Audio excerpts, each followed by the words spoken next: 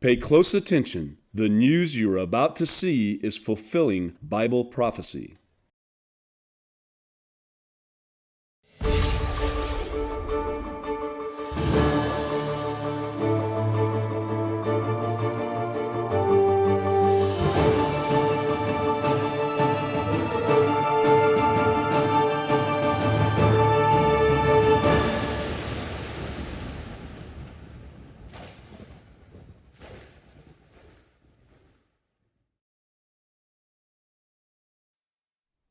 Welcome to another edition of YPN News, bringing you news as it relates to Bible prophecy and foretold by Yeshua Hawkins. Well, we're going to talk a little bit about something that you probably wouldn't think much about.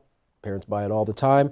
Children's clothing. Well, there's some poisonous items in those clothings. We're going to talk a little bit about that. Chevron, of course, starting to once again, it's given a green light to start pumping oil in Venezuela.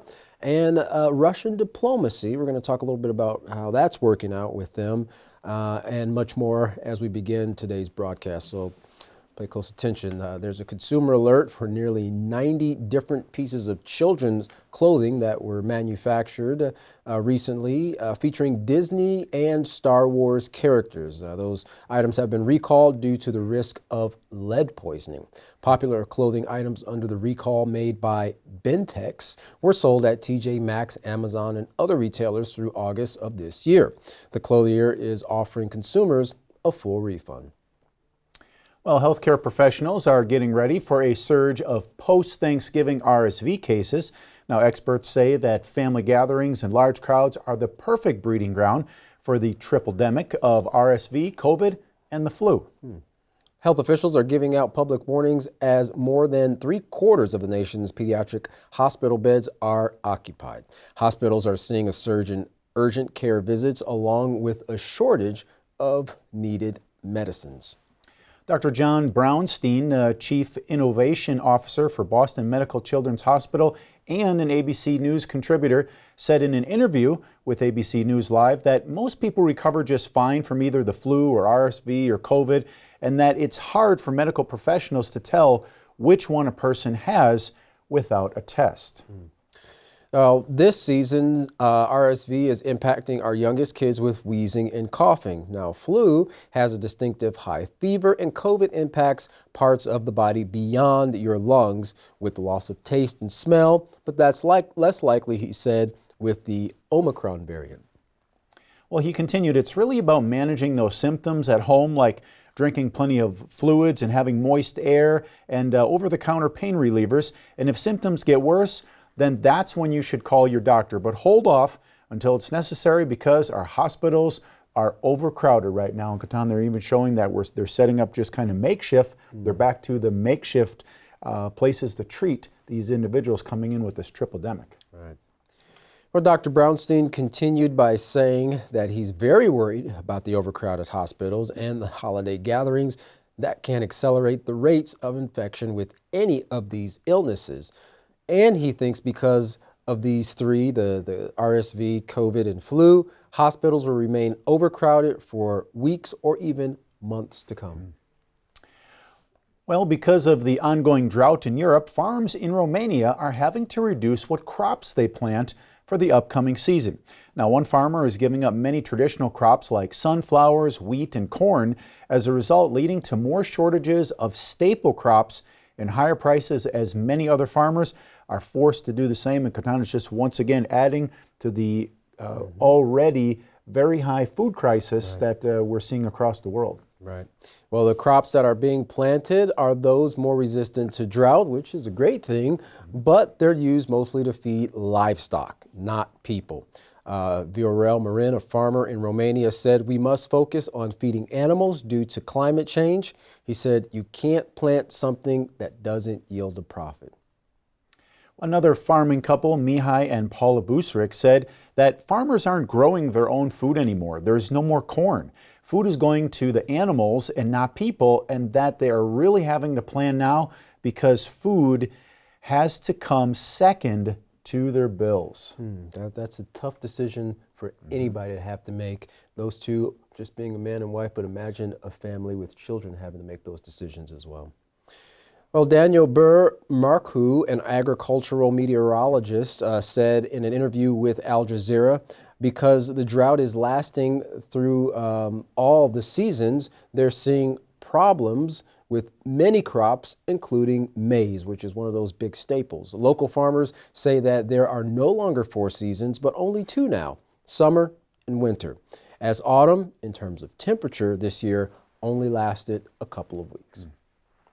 Well, the U.S. Treasury Department issued a 6-month authorization for oil extract by the U.S. company Chevron in Venezuela, one that can be revoked at any time. Now, any profits from the extraction will go to paying off debt to the Chevron company, and debt incurred when Maduro's regime froze operation in the country. No profits are, as we said, going to Venezuela's government at all. The U.S. has been trying to expand oil production to counter global shortages due to the war in Ukraine and the sanctions against Russia. Venezuelan oil reserves have been calculated at roughly 3 billion barrels, which is considered the largest reserves in the world. Well, the country has not been able to effectively leverage that due to the government's mismanagement and U.S. sanctions. Well, NATO's making promises to extend protection to countries far beyond its own borders. The Estonian foreign minister, speaking at a recent meeting, explained the issue at hand. He said, quote, "Today, a main message to partners, Moldova, Georgia, and Herzegovina, that Russia should not, after the Ukraine victory, have no chance to dictate security options and the way of life to its neighbors," end quote. The countries mentioned are worrying that Moscow would try to destabilize them as the conflict in Ukraine continues. The smaller countries also believe their pending membership into NATO is leaving them vulnerable. Now, the Bosnian foreign minister also implored NATO, saying, quote, "We have Russian proxies in our government, so division in our country is deep, and we hope that we're able to overcome it. NATO presence is extremely important for Bosnia and Herzegovina because it is a guarantor of our security," end quote. However, there were no proposals offered to anyone of exactly what NATO would do, unlike meetings a day prior where the focus was the war in Ukraine. Dmytro Kuleba, the Ukrainian foreign minister, spoke with NATO chief Hans Stoltenberg, telling him, quote, "I would like to thank you and the alliance as a coordinating force that allowed necessary weapons to make it to Ukraine. Today I have 3 other words which are faster, faster, and faster. We appreciate what has been done, but the war goes on," end quote. Well, while Ukraine is still asking for more help and support, it is clear neighboring countries are looking to their future and trying to get NATO's attention to start thinking about what the future for all Europe will look like near the Russian border. Well, the Russian foreign minister, Sergei Lavrov, has said they will not resume relations with the West. During a recent news conference, Mr. Lavrov commented that Western powers could have avoided the conflict with Ukraine if they had not rejected proposals made by Moscow to stop expanding NATO. In response, the West claims Russia's proposals were not sincere. Well, according to Al Jazeera, the comments were provoked by Russian and Belarus not being invited to a meeting of the OSCE, the Organization for Security and Cooperation in Europe, which was held in Poland. Now, Russia believes that this was done by Europeans to ostracize the country and push them outside of Europe's security framework. Lavrov said this was a mistake because the OSCE's foundation was based on a united European security, and to do this now is like playing with fire. Reuters also quoted Sergei Lavrov on the same subject, saying, quote, "Taking advantage of its numerical superiority in this organization, the West has been trying for many years to, if you like, privatize it. Or perhaps it's more correct to say it is trying to carry out a takeover raid on the OSCE to subjugate this last platform for regional dialogue," end quote. Well, the Israeli president, Isaac Herzog, has given Benjamin Netanyahu an official mandate to form a new government in the country. Now, the former prime minister of 12 years was ousted last year in elections, and the country has been in turmoil for more than 4 years, holding elections 5 times during that period. Well, President Herzog has now given Netanyahu authority to work with the numerous parties in Israel to pull together a government that will sustain Israel. But it is also paving the way for the 73-year-old to return to the office of prime minister once again. It is expected that Netanyahu will ask for an extension in order to complete the mandates assigned to him, as it is taking a lot of work to get all the different parties in agreement. Well, there have been some claims that China's zero COVID tolerance policy is too harsh. Well, when asked by Reuters if China is considering changing its policy, the response is not unusual, but it takes quite a while to be given. Please listen closely to how carefully the Chinese spokesperson answers. Take a look. Given the widespread display of anger and frustration at the zero COVID policy in recent days across China, 近期中国国内 is 出现了 China 对 thinking about 清 ending 零 it, 政 and 策 if so 的 when? 不满 Thank you. 你对此有何回应？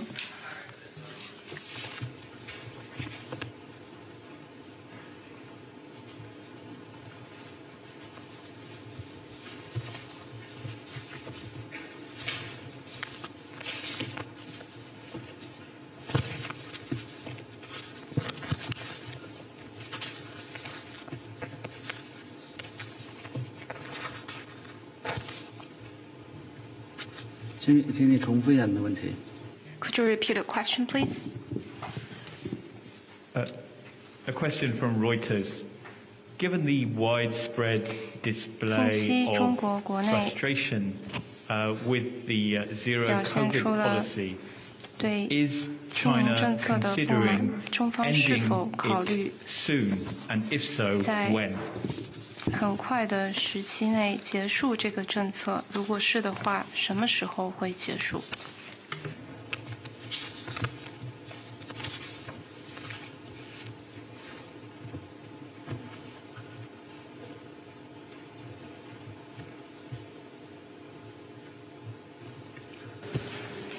你谈到的有关情况与事实不符，中方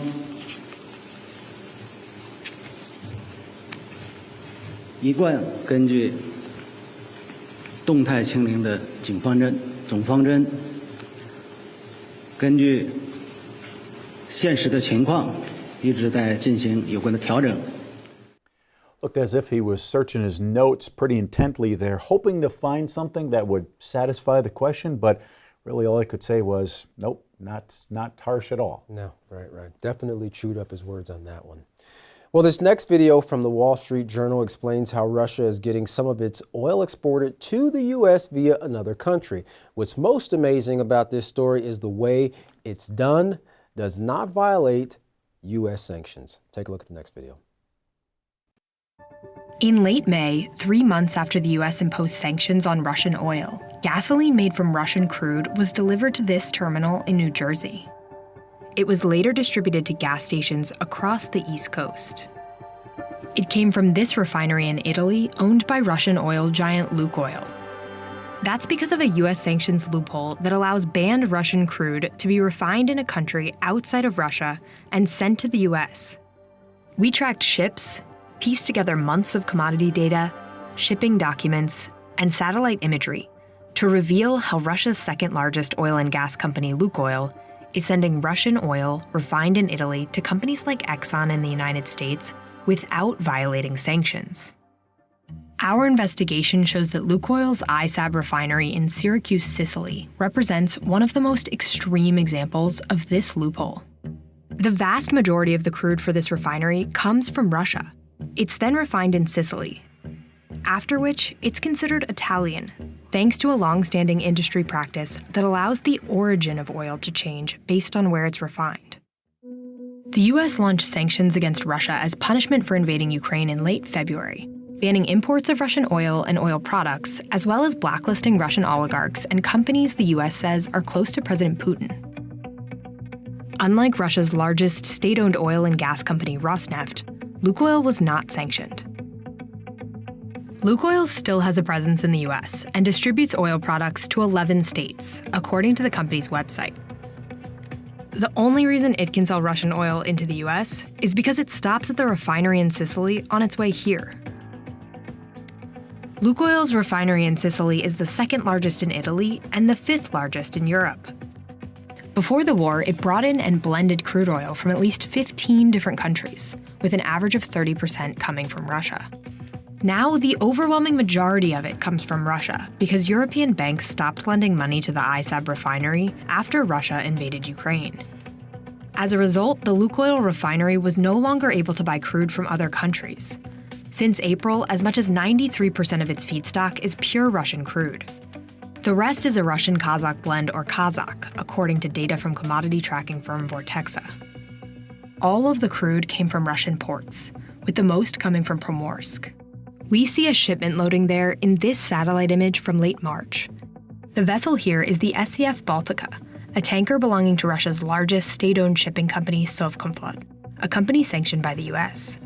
Sovcomflot did not respond to a request for comment.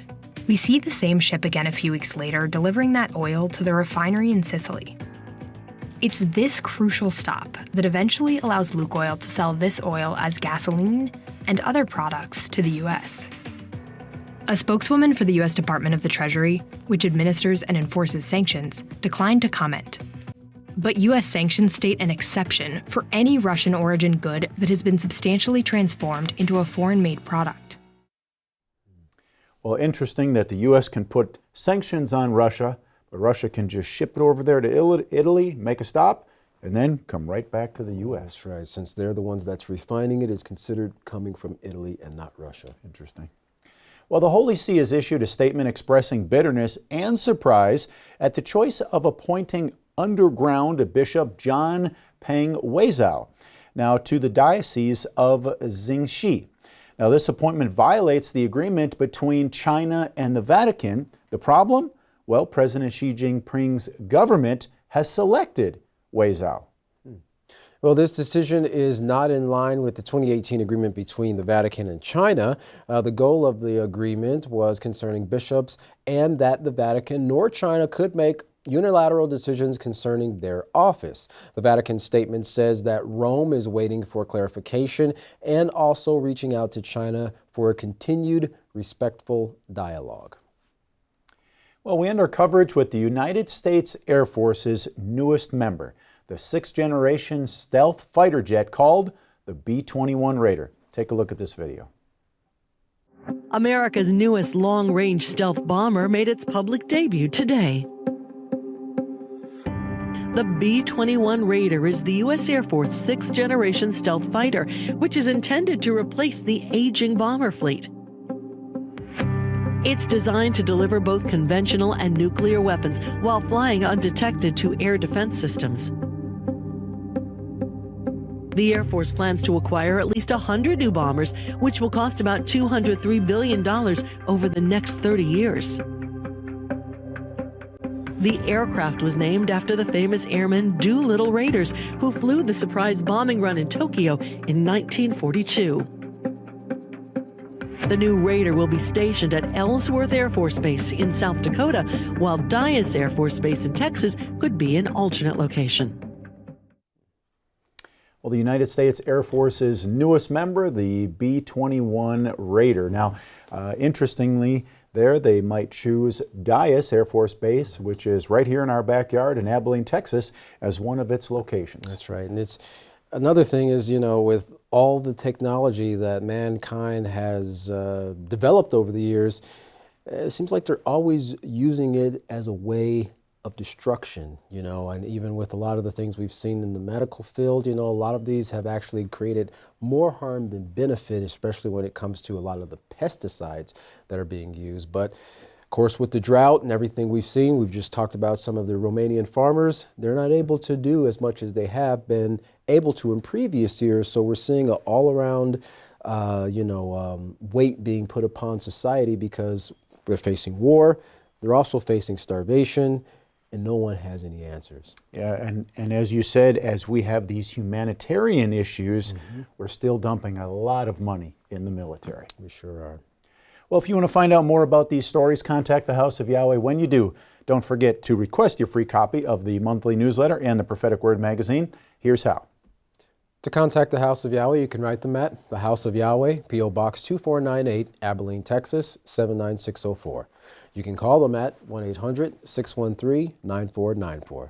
Visit them by going to any of their websites, yahweh.com, yisroelhawkins.com, or yahwehsbranch.com.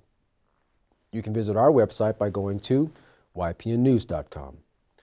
You can email the House of Yahweh at info@yahweh.com. For all calls outside the United States, please dial the number on your screen. And don't forget the Yisrael Says and Ask Yisrael programs. You can visit those online by going to yisraelsays.com or askyisrael.com. Well, don't go anywhere. Up next is another classic message from Yisroel Hawkins. From all of us here at YPN News, I'm Jeffrey Heimerman. And I'm Tan Alexander. Thanks for watching.